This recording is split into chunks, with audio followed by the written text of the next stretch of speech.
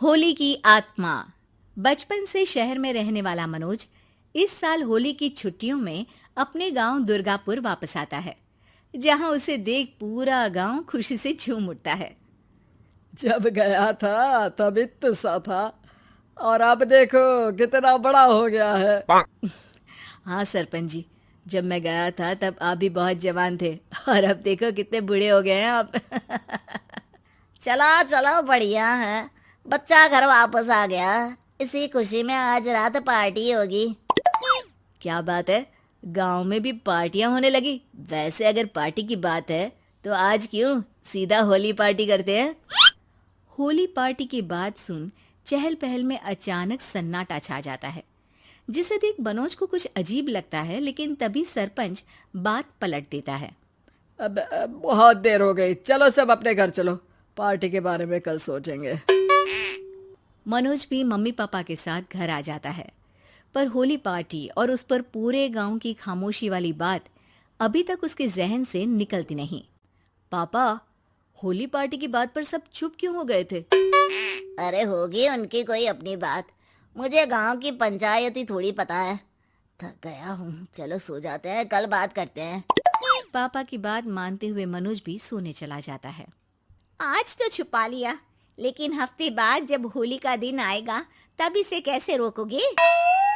अगली सुबह सूरज के साथ ही मनोज भी गांव घूमने निकल जाता है, जिस पर रास्ते में उसे अपनी ही उम्र के कुछ लड़के भी मिलते हैं, जिनसे दोस्ती कर अब वो उनके साथ घूमने लगता है। इसी तरह कुछ दिन बीत जाते हैं और होली नजदीक आने लगती है। दोस्तों, होली में 4 दिन ही बचे हैं, पर गांव में उसकी कोई तैयारियां क्यों नहीं दिख रही?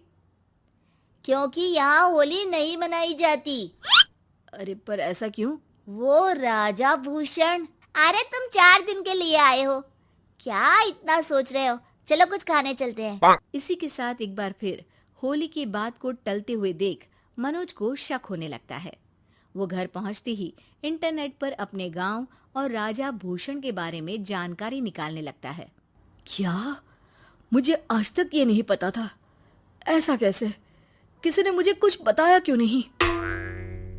सारी जानकारी लेने के बाद मनोज गांव वालों या अपने मम्मी पापा से कुछ पूछे बिना खुद ही उसकी सच्चाई के बारे में छानबीन करने लगता है, जिसके चलते वो राजा भूषण की हवेली में पहुंचता है। वाह, क्या हवेली है यार। पर क्या यहाँ सच में कोई भूत है? हेलो भूत जी, कोई है क्या? हम इस साल गांव में होली सेलिब्रेट कर रहे हैं, क्या आप उस पर थोड़ा इंटरव्यू देंगे? मनोज के ऐसा बोलते ही गांव में तूफान उठ जाता है और हवेली में रखी सारी चीजें हिलने लगती है। एक अदृश्य शक्ति मनोज को धक्का देकर हवेली से बाहर निकाल दरवाजा बंद कर लेती है। ये सब देख मनोज हैरान रह जाता है। क्या अभी मुझे हवा ने धक्का देकर बाहर निकाल दिया? मेरे होते हुए इस गांव में कभी होली नहीं मन सकती, इसलिए दोबारा ऐसी कोशिश भी मत करना, अंजाम बुरा होगा। आवाज सुन मनोज हैरानी से इधर उधर देखने लगता है, पर उसे कोई दिखाई नहीं देता।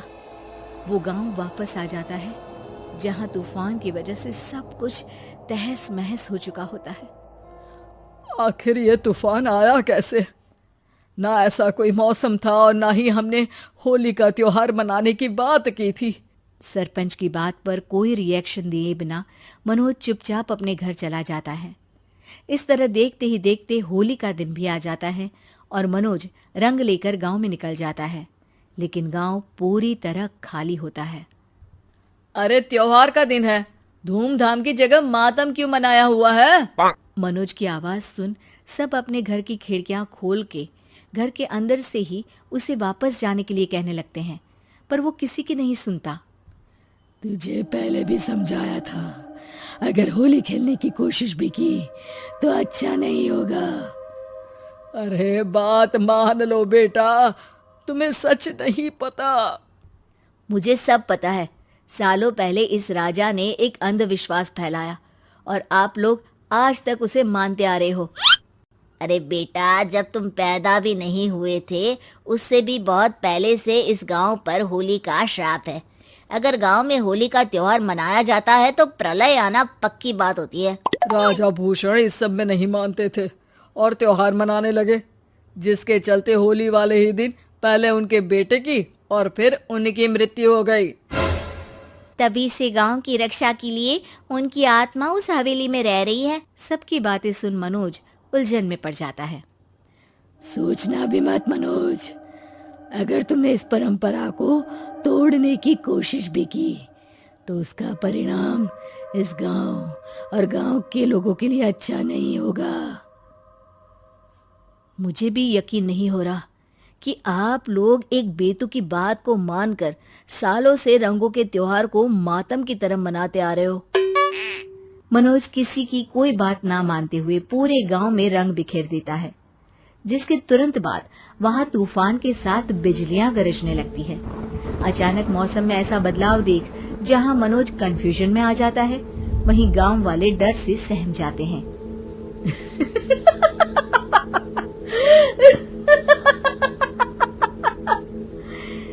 इस लड़के ने हमारे जैसे सिर्फ अपने स्वार्थ के लिए नहीं बल्कि पूरे गांव की खुशियों के लिए यहाँ होली मनाई है, जिस वजह से अब इस गांव पर होली का श्राप टूटता है।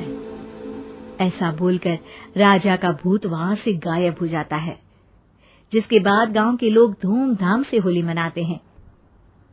खुशियों के रंग गांव में बिखरे ही होते हैं कि अगली सुबह अचानक मनोज कहीं गायब हो जाता है और एक बार फिर गांव में होली का नया राज शुरू हो जाता है।